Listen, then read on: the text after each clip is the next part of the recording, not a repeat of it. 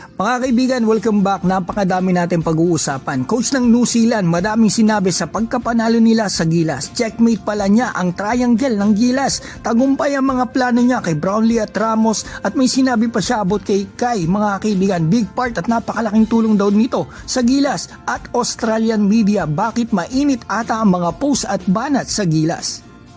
Natalo po tayo kagabi sa New Zealand. Nakakapanghinayang talaga kasi muntik pa tayong manalo. Pero credits pa rin sa ating mga players. Kahit na shutdown si Brownlee ay sumabay pa din tayo. At sinabi po pala sa press con after the game ni Coach Jude Plabel, ang mga dapat nyong malaman. Wala pa po itong 1 minute. Sinamarize ko na para hindi po sayang ang oras nyo. You know, the two main targets, I guess players, Justin Brownlee, we kept him quiet. I think he had 4 points. We know the damage that he can do. He's given us the business before in recent games, and so he was a large focal point for us, and he's about 80% of our game plan. You know, we know that traditionally Philippines have run a lot of triangle. You know, it's what coach, he's very familiar, and this is the last 3 games that we played against the Philippines. And wherever he is on the floor, we know that the ball is coming back to Brownlee. He's a big part of the game plan for sure. Also, Dwight Ramos, who we know is a very good player. Yeah, it wasn't his night shooting wise as well. So we know that these 2 pieces are 2 big pieces for them offensively, and I was really happy with the team with the job that we did on the defensive end. So talagang check na po talaga ni Coach Plabel ang triangle offense ni Coach Tim dito sa Gilas. At etong mga kaibigan, tagumpay yung plano niya. Eto nga, Brownlee, talagang na-shutdown nila. At si Ramos, nagulat ako naka 16 points nga siya, pero 6 out of 21 pala ito sa field. Ang daming sablay. At 80% pala mga kaibigan, ang game plan nila. Eto, kinig nyo naman si Brownlee, mga kaibigan. At yan din sinasabi ko before, kapag talagang nabantayan si Brownlee na shutdown, stagnant na yung offense natin. Need talaga natin ng mga guards na kayang mag-create, umiscore, lalo na sa 3-point line.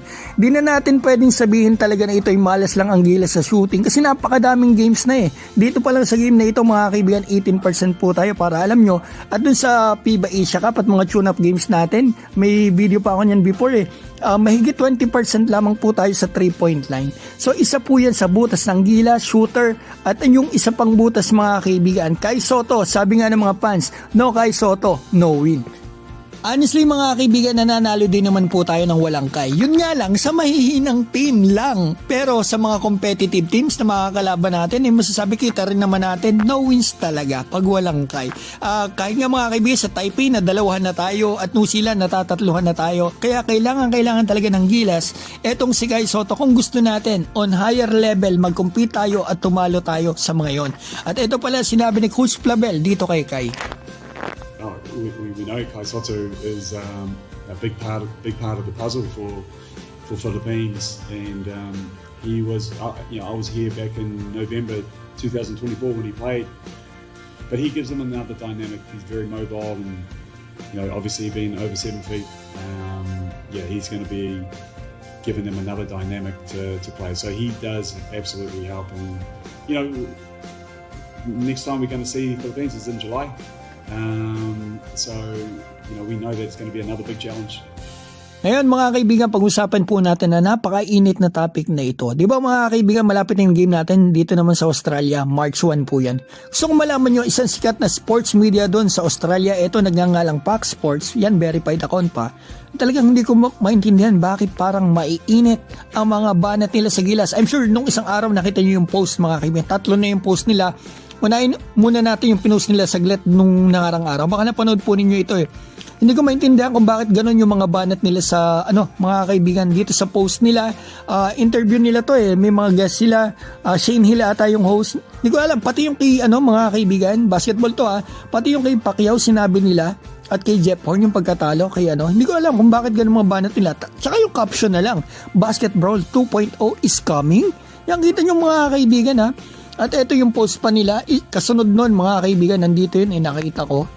Baka hindi nyo pa ito nakikita Tingnan ko lang Yan mga kaibigan, hindi ko maintindihan kung bakit parang inuungkat ba nila. Yan, makikita pa natin yung mga picture ng larawan noon.